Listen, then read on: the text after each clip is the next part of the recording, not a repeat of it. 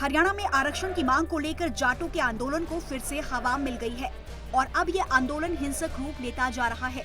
लेकिन अब ये जानने की जरूरत है कि आखिर जाट आरक्षण की चिंगारी भड़की कहां से, कहां है जाट आरक्षण की जड़ और अभी तक इसमें क्या कुछ हुआ है। 17 मार्च 2015 को सुप्रीम कोर्ट ने एक बड़ा फैसला देते हुए जाट समुदाय को दिए आरक्षण को रद्द कर दिया। सुप्रीम कोर्ट ने अपने फैसले में कहा कि जाट सामाजिक और आर्थिक रूप से सक्षम हैं और उन्हें आरक्षण की कोई जरूरत नहीं है। कोर्ट ने कहा कि केवल राजनीतिक फायदे के लिए आरक्षण देना गलत है। सुप्रीम कोर्ट ने कहा कि केंद्र का फैसला कई साल पुराने आंकड़ों पर आधारित है। आरक्षण के लिए पिछड़ेपन का आधार सामाजिक होना चाहिए, न कि आर्थिक या शैक्षणिक। आपको बता दें कि लोकसभा चुनाव 2014 से ठीक पहले यूपीए 2 ने अपना मास्टर स्ट्रोक खेलते हुए जाटों को अन्य पिछड़ा वर्ग यानी ओबीसी लिस्ट में शामिल किया था। इसके आधार पर जाट भी नौकरी और उच्च शिक्षा में ओबीसी वर्ग को मिलने वाले 27% आरक्षण के हकदार बन गए थे। इसके खिलाफ सुप्रीम कोर्ट ने कई याचिकाएं दायर की गई थी। मौजूदा नरेंद्र मोदी सरकार ने भी जाटों को ओबीसी आरक्षण की सुविधा दिए जाने के फैसले का समर्थन किया। इन राज्यों में मिला है जाटों को आरक्षण।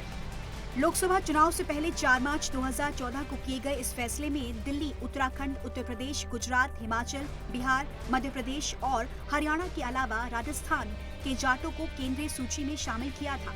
ओबीसी रक्षा समिति समेत कई संगठनों ने कहा था कि ओबीसी कमीशन ये कह चुका है कि जाट सामाजिक और शैक्षणिक तौर पर पिछड़े नहीं हैं, जबकि सरकार CSIR की रिपोर्ट का हवाला देती रही है। लेकिन सुप्रीम कोर्ट का फैसला आने के बाद से ही जाट समुदाय में एक तूफान उठ खड़ा हुआ। अखिल भारतीय जाट आरक्षण संघर्ष समिति ने आरक्षण नहीं मिलने पर आंदोलन का ऐलान कर दिया। अब आपको बताते हैं कि आखिर भारतीय संविधान में आरक्षण का आधार क्या है। आरक्षण का आधार भारतीय संविधान के आर्टिकल 15 और 16 में सामाजिक और शैक्षणिक रूप से पिछड़े वर्गों के लिए आरक्षण का प्रावधान है। औरों के मुकाबले सामाजिक और शैक्षणिक रूप से पिछड़ा होना सिद्ध करना होगा। अतीत में किसी अन्याय की क्षतिपूर्ति के तौर पर आरक्षण दिया जा सकता है। साथ ही अगर समाज का एक हिस्सा कम तरक्की करता है, जिसके ऐतिहासिक कारण हैं, तो इसका असर न सिर्फ देश की प्रगति बल्कि लंबे समय में समाज पर भी पड़ेगा।